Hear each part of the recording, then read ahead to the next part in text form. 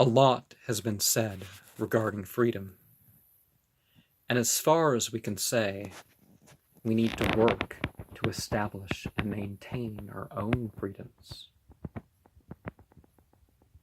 It may also be said that we should allow certain freedoms of others.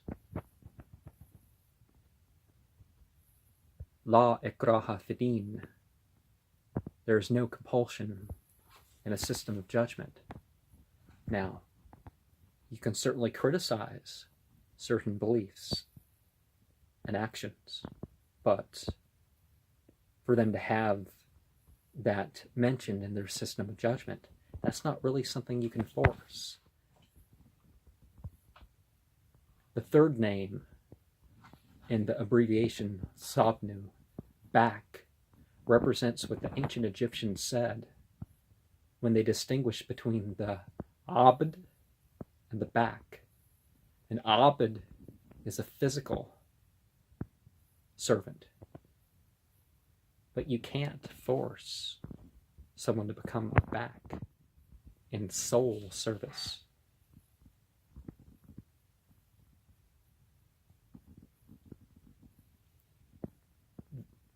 There's attempts to stop what is called hate speech. Now, when we speak about hate speech, that's an emotion.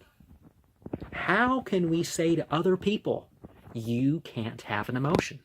Isn't that hate speech of emotions themselves? Now, there's certainly anti-cosmic, misanthropic currents. But whether or not we agree with them or not, certainly it's their freedom to have that emotion, and for them to have that system of judgment that upholds that emotion. The adversarial current of everybody has something they hate, but also freedom to love, freedom for hope, freedom for fear, freedom for whatever else you can bring in as an emotion. Sensual freedom. Now, are we to criticize people about their mere enjoyment? There are actions. There are actions we can bring up, and those actions can be problematic. But just like emotions, feelings, there should be freedom of feelings and freedom of thought. How many societies in the past have tried to force those who weren't part of some sort of majority or ruling thought to change their thoughts? Oh, accept our thought. And look at what happened time and time again.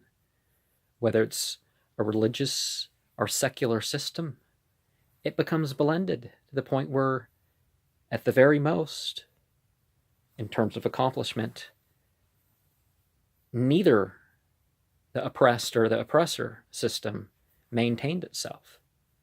But again, this is not the approach. But so underlying that freedom of religion, the not establishing or oppressing a religion that my country is supposedly, it's not the strongest, but it's supposedly the strongest in that regard. Now, a fairness doctrine, should I ever, or should anybody of any status, financially or socially, have to support positions that they don't agree with? No. So, and in terms of feelings and emotions, and yeah, people are going to have desires towards doing things that aren't necessarily the best. And to criticize, it's not hate speech.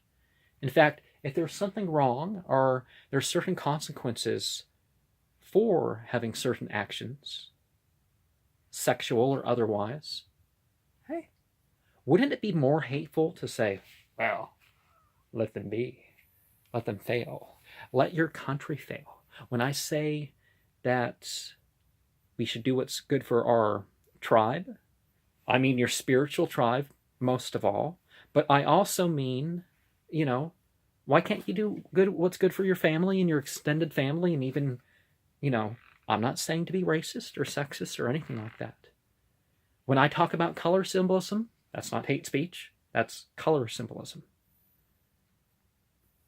So, to go back on what I had to say, may there be freedom of feelings, freedom of emotions, and freedom of thought for all. Because none of those things have to amount to bad actions, bad beliefs, or wrongful beliefs.